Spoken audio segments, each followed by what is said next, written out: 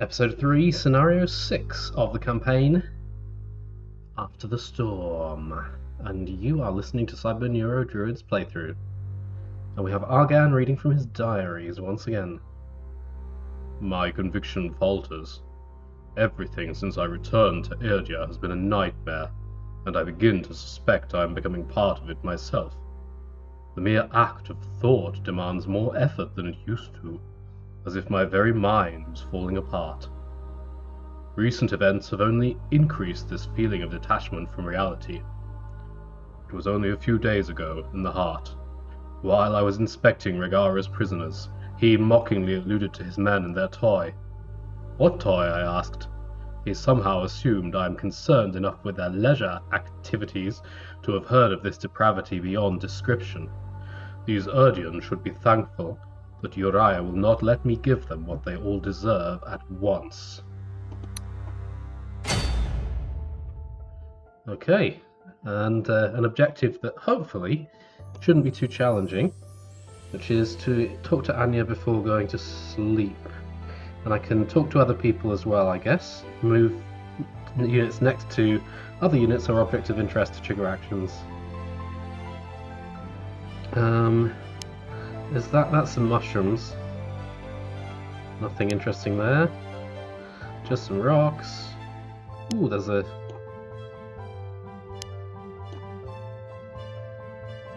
Well, doesn't do anything. North, Pass of Sorrows. South, Kalari Peninsula. Southeast, Kalari Central.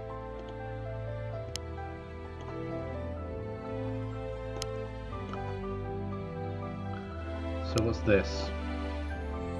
Nothing? That's not anything either. Oh, all these things that look interesting are not in fact interesting. Who knew?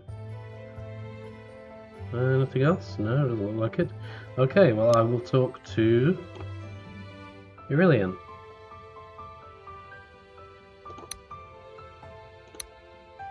So, did you solve your little problem with that staff?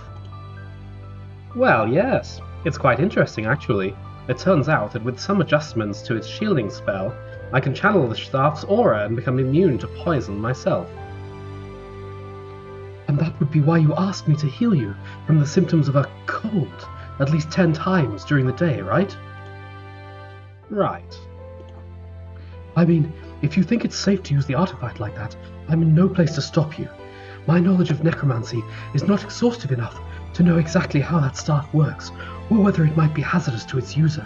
Just be careful when using it near our people, please? I will be, my lady. Don't worry.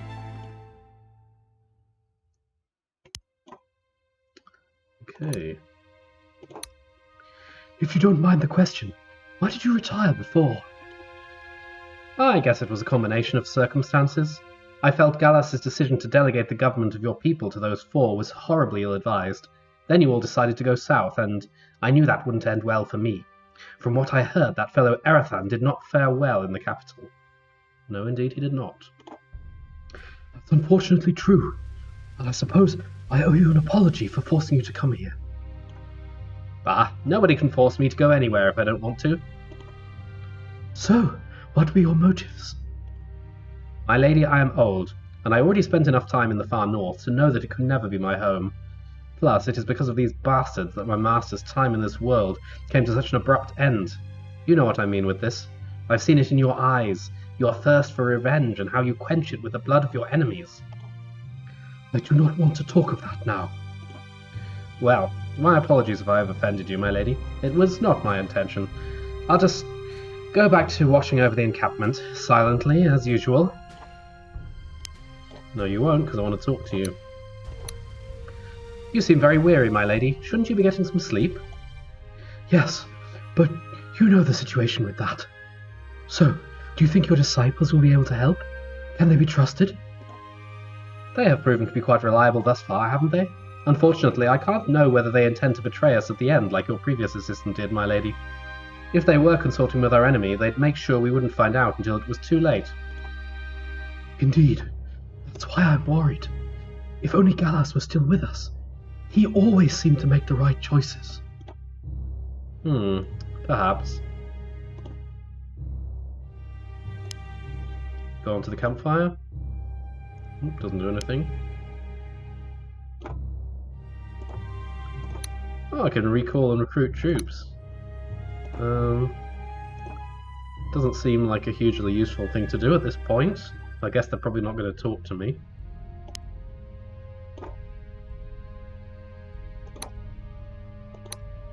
If I may ask, for how long have you been serving under Egea's banner, and why? Gron works for the Storm Lady since his home in the mountains was taken by the flying metal shells.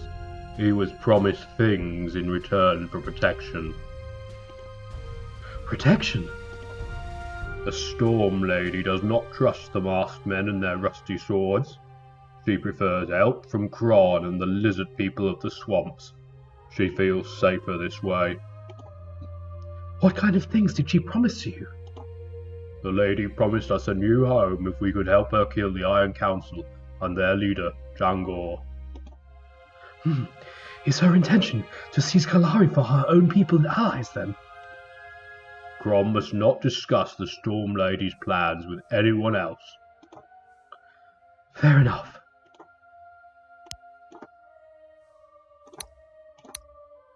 There's a lot of things awaiting us tomorrow, and we will need all the help we can get. Do you think your people will accede? Gron is very sure they will, but they are not many, and they cannot help as much as they want. A little help is better than nothing. Logea said we would be getting reinforcements, but I don't find that likely to happen. The Storm Lady always says the truth. Yes, that's very true. Too true, perhaps. Alright, I think that's all the conversations I can have. So let's go and talk to Anya. Still awake? You haven't slept well in months. I just can't get to sleep, knowing that we are in this land, Anya. It brings back bad memories. I understand.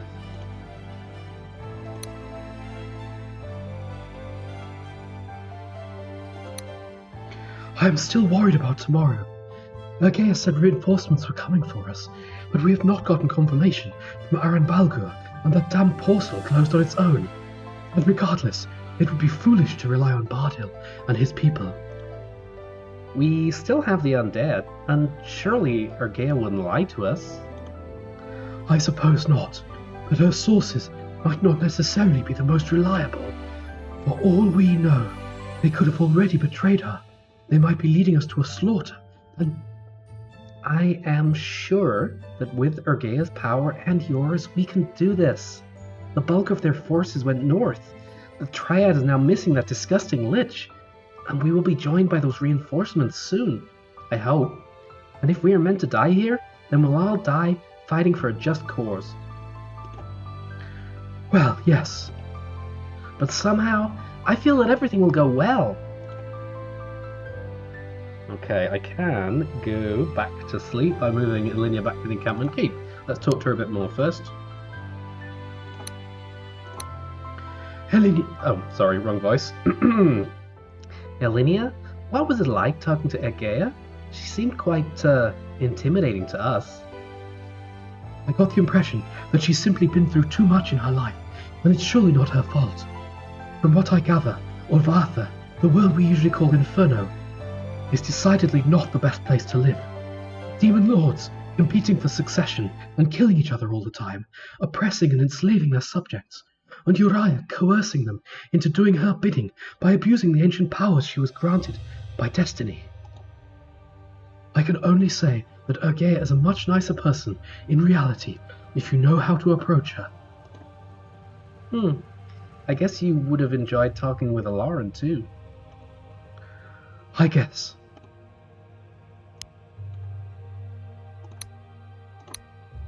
So, why did you not tell us that you were a shapeshifter? What are you talking about? I did hear your quiet remark when we were fighting those creatures in Aran Balgur. Having spent a considerable part of my life in the wild, did you expect any less? I imagine your sense of hearing is just as good, despite your smaller ears. Well, I think I have never felt comfortable with my heritage. After all, it is the very reason of my abandonment as a child. I can only wonder why I wasn't raised by my real parents. Who were they? Could they still be out there alive? But on second thought, perhaps I don't want to know. If I had told you from the very beginning that I'm a shapeshifter, you would never have trusted me. How can you trust a creature who could be concealing their true appearance in nature? Are you, though? No! But that doesn't change the fact that you would have just trusted me back then. I mean, more than you did. You were always so distant and obsessed with your duty. Almost like an emotionless machine, just like you've always assumed we were. I guess I still am. You could call it a coping mechanism, I suppose. I originally became a druid to help others, not to take people's lives. All this bloodshed, it could have been avoided if I hadn't made all the terrible choices that led me here. The same choices that led to the downfall of this world. Nobody in this era would remember, but I am in large part responsible for bringing the people who ultimately doomed us all to the throne of Wesnoth. When you are forced to live through the consequences of your mistakes, when it's not in your nature to kill, but you have no choice, you begin to put reality aside just to keep yourself in one piece. Instead of being the one doing the killing, you are watching someone else do it for you. Sometimes it may even seem like an enticing distraction from your own thoughts. Other people recall good memories to comfort themselves in times like these. But each day that passes, I struggle more and more to remember anything other than my worst moments. The utter destruction of an era of balance and life. The fall of my people. The horrors wrought by Jangor. The blood of my husband in my own hands and drawn with my own power. And my friends killed or destroyed in front of me before I could do anything to prevent it. I fear it, Anya. I fear what would happen if I allowed myself to be controlled by my emotions. Elynia, I'm sorry. I didn't mean to make you feel like this. No, I am the one who should apologize. Perhaps if I shared my feelings with other people more often, I wouldn't be like this. I haven't lived for 1,000 years, but I know that it is true. You would feel at least a little better if you talked to someone about whatever troubles you instead of blindly killing creature after creature to distract yourself from the pain. Perhaps you could do that? Talk with me more often? Yes, I could. If we survive this encounter, that is. But you must promise. I promise. Anya smiles. Okay, let's go to sleep. Anya! Yes? Good night. Sleep well.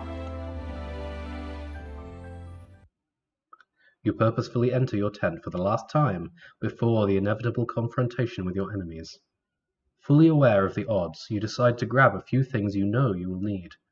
Except for your journal, that is. You also opt to leave Argan's and Galas's journals behind, along with a note. When done, you give your enticing makeshift bed a final glance. Anya is right. You have not gotten any proper sleep in what seems to you like ages, and this could be your last opportunity to rest in your entire life. But you have different plans for tonight.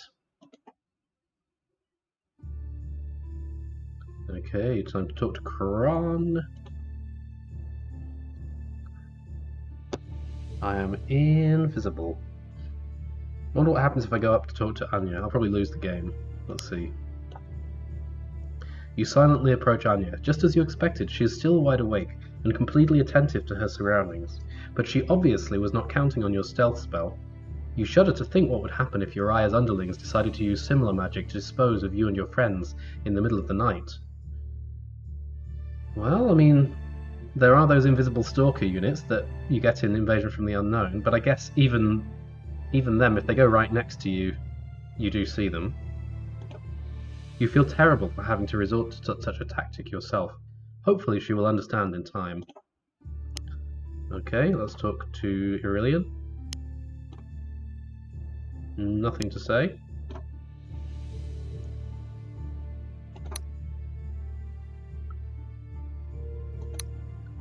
It's time, Gron. Please take care of Anya in my absence. Grom will do his best to make sure nothing bad happens to the Storm Lady's friends.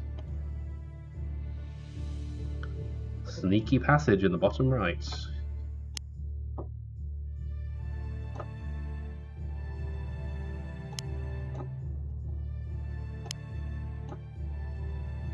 Here we go. Time passes.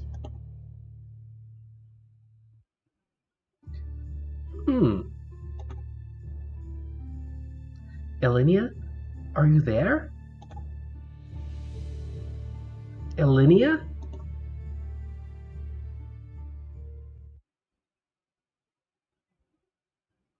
Okay, we are now on to episode 3, scenario 7A, Dark Fire. I'm going to do the start of this scenario as voice acting, and when we get into the gameplay bit, I will pause and make a new video.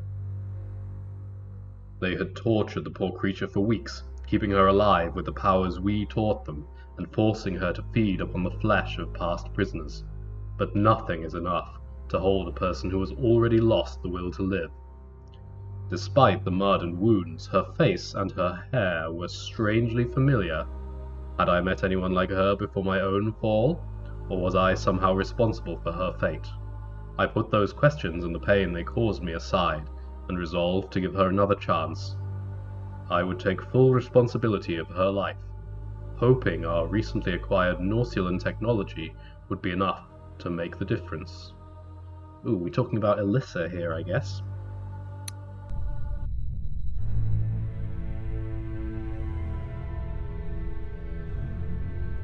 What brings you here? A message from the Demon Lord of the Storms for the fire of Uriah. The captain said we are not supposed to let anyone in for now. You will have to wait until he comes back from his inspection. Time is of the essence. Do you really wish to anger your masters by making them wait more than is absolutely necessary? Look, wench, our masters can go to hell for all I care. You can either deliver your damn message to the captain and convince him to let you pass, or just forget about it. Unless you would prefer to entertain us for a while in exchange for letting you pass. I want to speak to your captain. Where is he? He's probably in the storerooms right now. Go to your right and turn at the last passage down the corridor. Okay. Talk to the guard captain. No early finish bonus. No gold carried over to the next scenario. You cannot end your turn, however you can move your units around freely, ignoring their maximum movement points. All recruits are free of cost and require 0 upkeep. You can only have 8 allies, up to 8 allies on the map simultaneously. Alright, who have we got here? We've got Krull, we've got Krago, we've got Grithal, we've got Nymerin, we've got Cesarin the Saurian okay. Cesarin the Saurian Soothsayer. Loyal, strong, resilient Saurian Soothsayer, that's handy to have. Okay, well that's cool. And we've got Vireliam, who, well, may not be all that she seems. Let's see.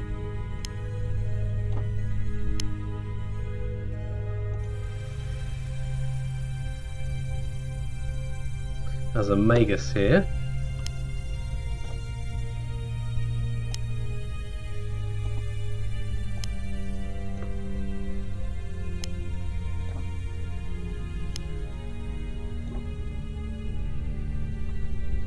Let's pick up some of this gear. So what have we got? There's a potion there.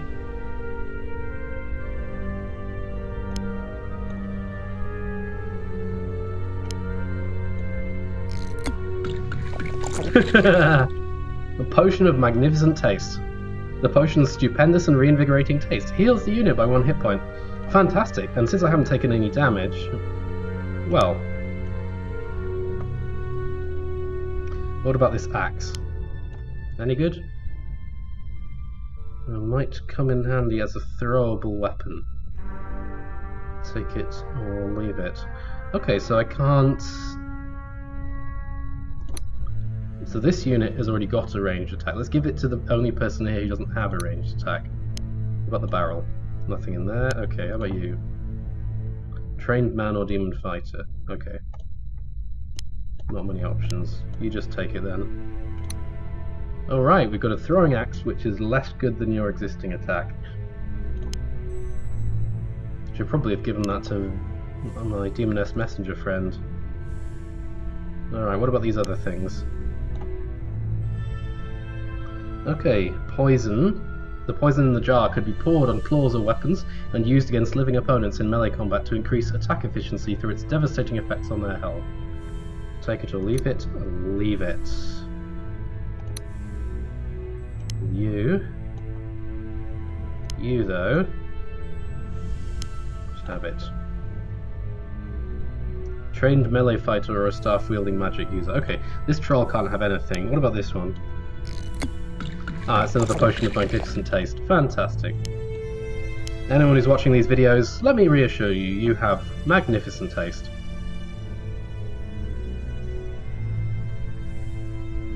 Maybe I should just make you the tankiest person around. Give you all the items.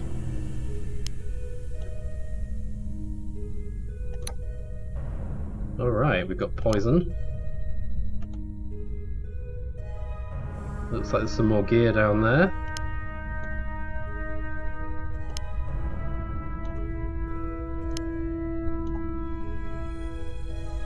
And there's another room with barrels.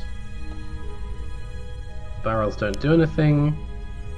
We got passageways. Eventually, surely the shit is gonna hit the fan, so to speak. We will see. This looks like the sort of place we might expect to find an enemy leader, so I'll move everyone gradually in. Okay, he's friendly. That's nice of him.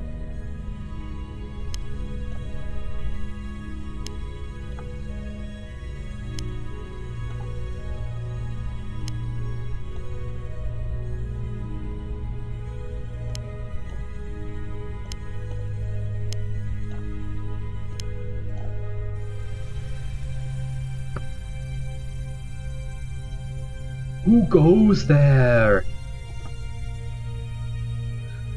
Sir, I have been sent by the Demon Lord of the Storms to bring a message to... Is it anything you aren't allowed to pass on to me? Yes, quite so. I would prefer to talk to the fire in per... The fire does not want to see anyone right now in her chamber, or anywhere else for that matter. She said so herself. I don't want anyone coming into this fortress tonight. Maybe those deaf sluggards at the main gate need a lesson or two. What's your name, girl? Elynia, sir. I haven't seen your face around before, but there's something oddly familiar about it. Is that so? Perhaps you may also recall torturing an elf or two. Way to give the game away. You! Well? Sorry. Well, that didn't work as planned. We must find a way to open that gate by ourselves. Okay, move your leader back to the entrance chamber. Still no combat. Is this guy... These guys are all my allies still. Doesn't look like anyone's desperate to attack me.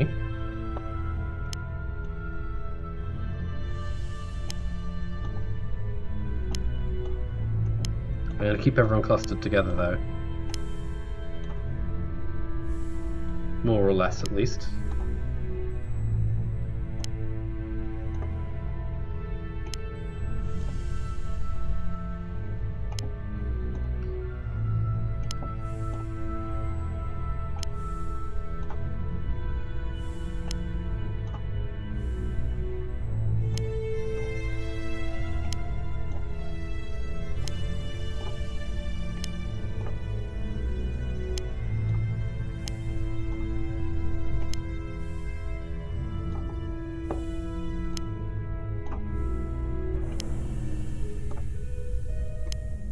Being very paranoid here, but probably not without cause. There she is! Your illusions can't deceive me, fairy witch! Seize her, quickly! There goes our infiltration plan. To arms! Okay, find a way to open the main access gate. 87 turns. This is gonna be a long one, but we will see in the next video, because that is where I am gonna pause it, I'm afraid. That was Scenario 6 and the first bit of Scenario 7, and we will continue with Scenario 7A very soon.